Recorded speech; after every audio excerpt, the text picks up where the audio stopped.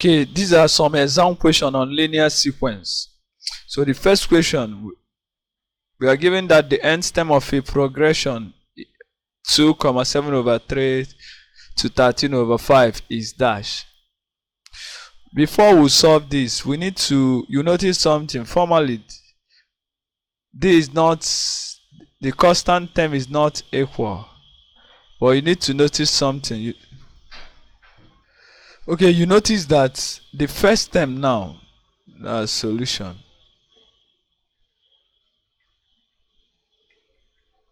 So our first term, term 1 is 2.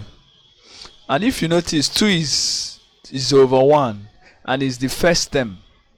So we notice that the first term is, okay, we can write 2 as 4 over 2, which is correct. Yes, 2 is 4 over 2. So that same way now, since it's first term and 2 is 1 plus 1. Are you getting something? Y4 is 3 times 1 plus 1. Because 3 times 1 is 3, 3 plus 1 is 4, so we are correct. So let's look at term 2. Term 2 is 7 over 3. So we can write it as, remember, second term, but what is down here is 3. So I can write it as 2 plus 1. So remember, first term is 1 plus 1. So 1 is constant. Why this one is the term 1? Why this 2 is 2 here? So 1 is always constant. Again, since it's the second term, you notice that 7 is 3 times 2 plus 1. So we are still correct. Let's check the third term. Third term is 3 plus 1, which is 4. Y10 is 3 times 3 plus 1. Are you seeing something? So you notice that generally the nth term now is always n plus 1, 3 times n plus 1. Because if you check, 1 is constant here, 1 is constant, 3 is constant, 3, 1, 1, 3, 1, 1. So this is always the n. Whatever that is here is here. 2, 2, 1, 1. So our nth term is 3n plus 1. So this is just a tricky question. So we don't need a special formula. We just look at the terms there. We now know how to get the nth term. So the second question, we are given if half, 1 over y and 1 over 3 are successive terms of an arithmetic progression, then 2 minus y over y minus 3 is dash. So to solve this question is very easy also. We know that for any arithmetic sequence or linear sequence, that for arithmetic, the common difference, which is this, always the difference between the success. So y minus 1 over 2, or it could be 1 over 3 minus 1 over y. So we are correct. Remember, the term, for us to find the common difference, is always the term. That's, remember, the common difference, because this is always term n minus term n minus 1. So the next, the n minus the previous term, the present term minus the previous term. So that's it. So that's why we use 1 over y minus half, so that the same. So we equate the two. Remember, we are to find 2 minus y over y minus 3. So our main aim is to find y first. So from this equation, y, we have 1 over y plus 1 over y equals 1 over 2 plus 1 over 3. So collecting like terms. So 1 over y plus 1 over y is 2 over y equals 1 over 2 plus 1 over 3 is 3 plus 2, 5 over 6. So remember, we have to find y, which implies that making y the subject of formula is now 2 times 6 over 5, which is 12 over 5. So we made y the subject of formula. So that's it. So the next thing is to get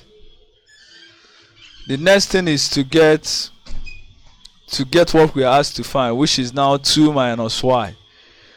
Therefore 2 minus y over y minus 3 is now 2 minus 12 over 5 over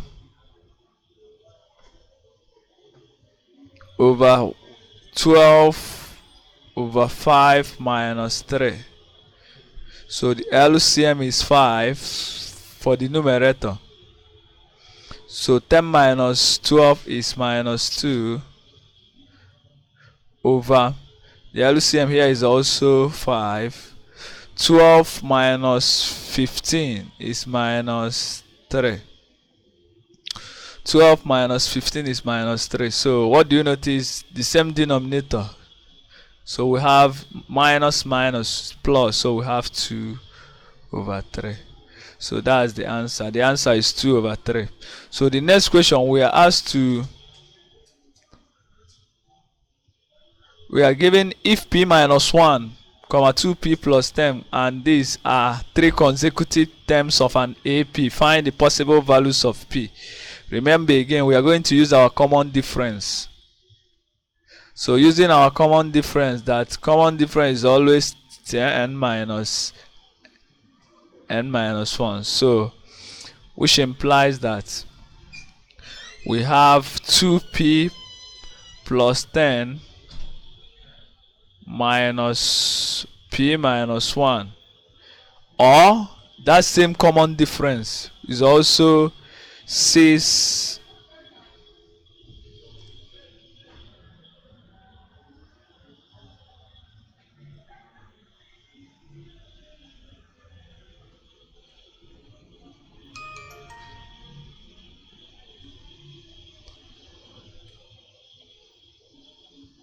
so it's the same thing also. The common difference is also 6p plus 4p squared minus 1 minus 2p plus 10.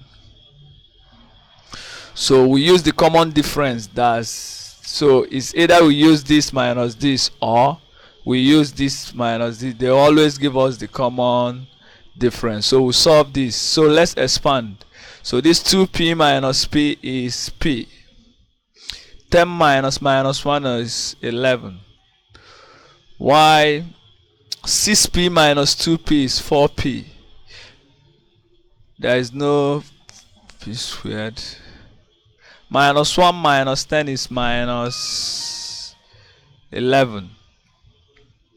So remember, we have to find p. So it seems this is turning into quadratic equation. So which imply move every term to one side, which is 4p squared. 4p minus p is plus 3p. Y minus 11 minus 11 minus 22 is equal to 0. Okay, so we now have a quadratic equation. I think it's factorizable. You notice that there is a faster way to solve quadratic equation that is factorizable.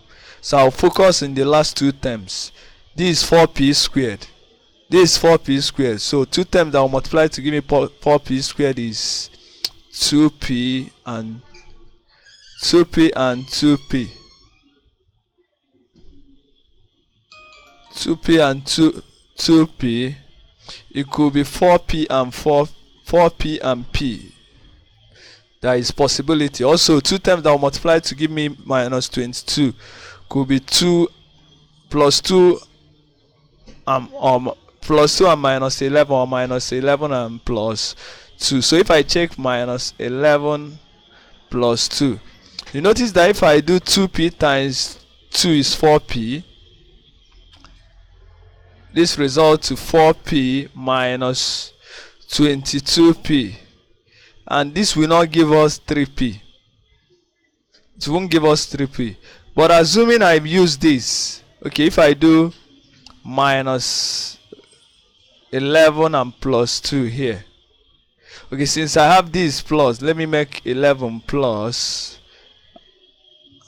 and 2 minus. So you notice that 4p times 2 minus 2 is minus 8. 11 times p is 11p. So 11p minus 8p is 3p.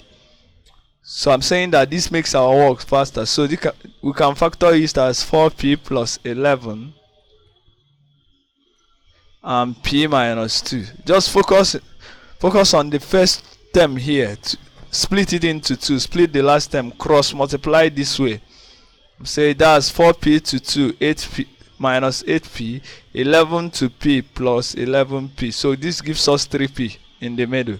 So our factor term is 4p plus 11 and p minus 2. So no need of you wasting your time here. So which implies that making p the subject of formula.